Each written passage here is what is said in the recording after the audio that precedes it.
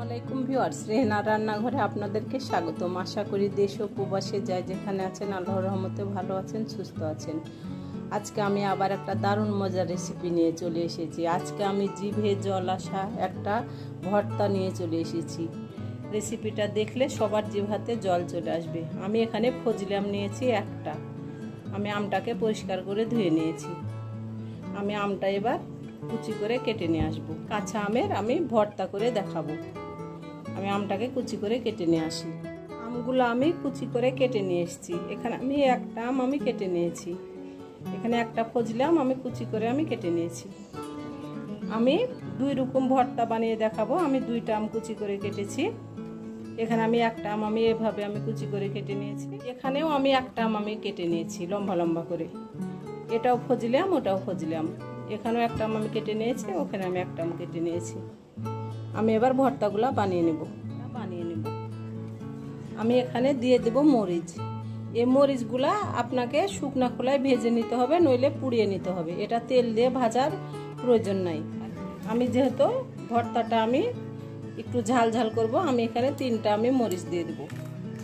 আমি তিনটা আমি মরিচ দিয়ে দিলাম। আমি এবার দিয়ে দেব লবণ। লবণটা স্বাদ অনুযায়ী। আমি এবার এটাকে ভালো করে হাত দিয়ে আমি চটকে নেব। আমি যেভাবে কাঁচা আমের ভর্তা বানাচ্ছি আপনারা একবার হলো আমার মতো করে বানিয়ে খেয়ে দেখুন। এটা অসম্ভব একটা মজার ভর্তা এবং আম খাওয়া খুবই ভালো। আম কিডনির খুব উপকার। আম খেলে কিডনি খুব ভালো থাকে।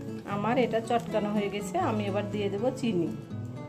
আমি এখানে চিনি দিয়ে দিলাম। চিনি দিলে আমটা যদি টক হয় তাহলে খেতে ভালো লাগবে, হালকা করে চিনি দিলে। আমি দিয়ে দিলাম চিনি।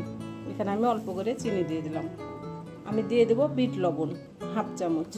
বিট লবণটা অবশ্যই দেওয়ার চেষ্টা করবেন। আমি এবার দিয়ে দেব কাসুন্দি। বাজারে যারা আম বিক্রি করে তারা কাসুন্দিটা ব্যবহার করে। একেবারে সিম্পল একটা রেসিপি, কিন্তু খেতে অসম্ভব দুর্দান্ত মজা।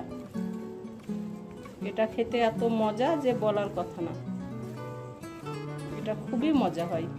আমার রেসিপিগুলো যদি ভালো লাগে তাহলে অবশ্যই আমার ভিডিওগুলো দেখার অনুরোধ রইল। যদি ফেসবুক থেকে দেখেন তাহলে অবশ্যই একটা ফলো দিয়ে দিবেন। যদি ইউটিউব থেকে দেখেন তাহলে একটা সাবস্ক্রাইব করার অনুরোধ রইল।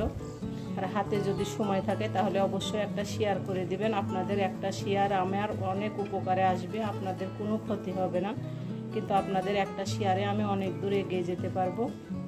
হয়ে গেছে আমার আম ভর্তা। একেবারে সাধারণ একটা রেসিপি।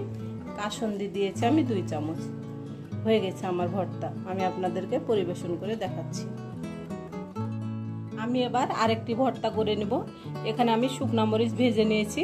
এই শুকনা মরিচগুলা তেল দিয়ে ভাজার প্রয়োজন নাই। আপনাকে এটা চুলায় পুড়িয়ে নিতে হবে, নইলে আপনাকে এমনি খোলায় ভেজে নিতে হবে। এটাতে তেল দিয়ে ভাজার প্রয়োজন নাই। আমি দিয়ে দেব 2টা শুকনা মরিচ। শুকনা মরিচ 2টা আমি দিয়ে দিলাম। আমি এবার দিয়ে দেব স্বাদ অনুযায়ী লবণ।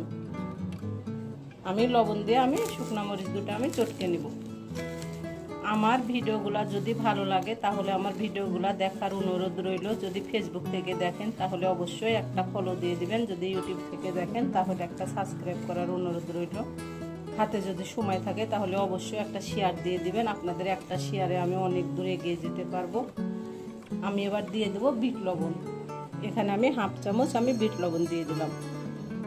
আমি হাফ চামচ আমি সাধারণ লবণ দিয়েছি, হাফ চামচ আমি বিট লবণ দিয়ে দিলাম। আমি এবার আমগুলাকে আমি চটকে নেব হাত দিয়ে। আমি 2 রকমের 2 পদের আমি আম ভর্তা করে দেখালাম। দুটাই অনেক খেতে মজা আম ভর্তা। আপনারা একবার হলো বাসায় এটা ট্রাই করে দেখবেন। এরকম আম ভর্তা যদি খান দুপুরে গোসলের আগে খুবই শরীরটা ক্লান্তি একেবারে সেরে যাবে। এরকম আম ভর্তা গোসলের আগেই খেতে হয়। হয়ে গেছে আমার আম ভর্তা। আমি 2 পদের আম ভর্তা করে নিয়েছি। আশা করি আমার রেসিপিগুলো অবশ্যই ভালো লাগবে। যদি ভালো লাগে তাহলে লাইক শেয়ার কমেন্ট করতে ভুলবেন না।